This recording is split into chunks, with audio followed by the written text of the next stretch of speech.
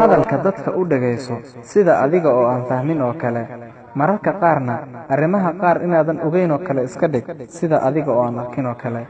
adduunyada way gadgadoomaan axwaasha dadka dad ciidda ka hooseeya ayaa hurdada inagu soo booqda dad carrada ka sarreeya ayaan salaanta naga qaadin inaad dabaq deggan tahaa laga yaabaa noloshuna ciriiri kugu tahay inaad god yar deggan tahayna waa laga yaabaa balse laabtaadu ay furan tahay inaad caddahay ayaa laga yaabaa balse adiga dhan aad madowdahay inaad madowdahay ayaa laga yaabaa nuurna uu kaa baxayo inaad walaalo leedahay ayaa laga yaabaa keligaana aad nooshahay inaad keligaa tahay baa laga yaabaa hareerahaana ay walaalaha yihiin waxaa laga yaabaa inaad saaxiibadaada u aragto kuwa dhabarka kaa tooganaya oo cadowgaagana inaad aragtaa laga yaabaa iyagoo noloshaada badbaadinaya inaad aragtaa laga yaabaa dad hodan ah oo maal iyo lacag iyo wax walba leh haddana aan ka baxaynin fawdo iyo rishwo iyo laaluush inaad aragtaana laga yaabaa dad fuqara ah oo cayrah waxbana haysan haddana waxay helaan sadaqaysanaya sidaa darteed alle subxaanahu wa tacaala adduunyada wuxuu ku magacaabay tii hoosaysay ee maahan tii sarraysay marka dhaawac loo geysto dadka wanwanaagsan qalbiyadooda waxay ku goodiyaan inay aarsan doonaan balse markay fursadda helaan gudahooda waxaa ka soo qayliya ereyga ah cafinta ayaa wanaagsan markaad awood u yeelato hadda ha xugminin mustaqbalkaaga waxa aad noqon doonto ambiyada iyo nebiyada alle subxaanahu wa tacaala aribay soo raaceen kadibna ummado ayay hoggaamiyeen murug iyo dhibaatooyin iyo walbahaar iyo walaac ayaad dhexda kaga jiri doontaa maadaama aadan salaadda muhiimad siinin salaadda waxaa lala xidhiidhiyey liibaanta iyo guusha xaya cala alfalaax u kaalaya guusha sidee buu u guulaysanayaa qof aan tukanaynin xorriyad baad u haysataa inaad nacdo dadka qaar waxyaabaha ay samaynayaan laakiinse xaq uma lihid qofkaas si aad nacday inaad sharaftiisa iyo sumcaddiisa wax ka sheegto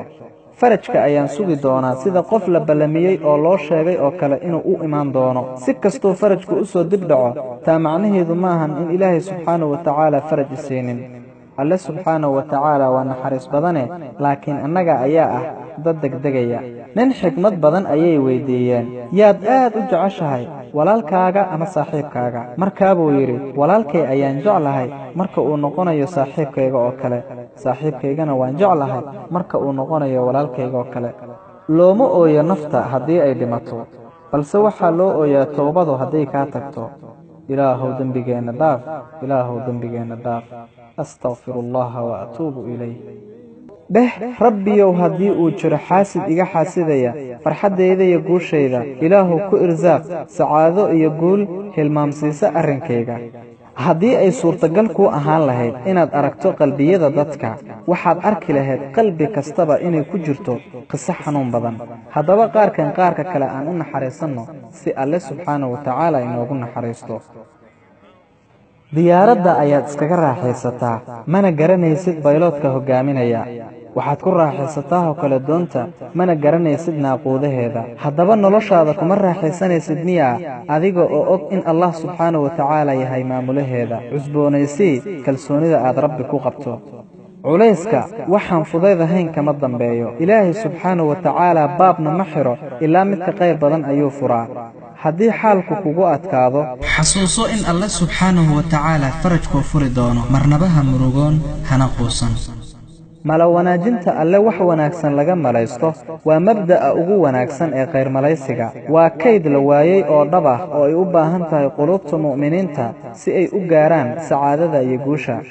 marnabaha isdhiibin si kastood u kufto istaag oo ka kac mar kastood gaftana qaladkaaga sax mar kastood fashilantana mar kale isku day si kastooy adduunyada iskugu daydo inay kaa dhigto mid wajacabuuso oo aan faraxsanayn dhoolla cadday cusboonaysii iyo dadiiladaada dhanka alle dhoolla cadday hadda oo xasuuso waxa aad haysato oo nicmooyina bal fiiri naftaada iyo hareerahaaga meeqa ayaad qurux badan tahay oo aad tahay qof caafimaad la siiyey dhinac isaga tuur mas'alada murugada iyo hamiga keliya dhoolla caddee ahaaw mid quruxsan dhammaan dadka ayaad arkaysaa inay yihiin kuwo quruxsan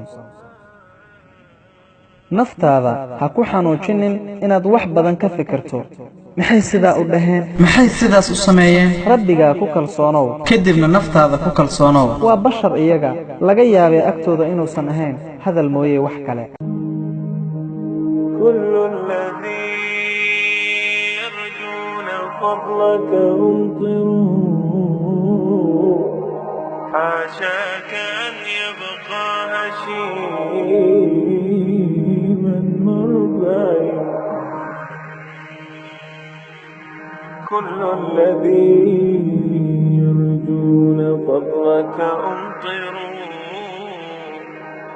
حاشاك أن يبقى هشيما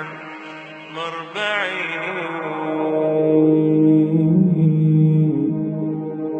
حاشاك أن يبقى هشيما مربعي ثم الصلاة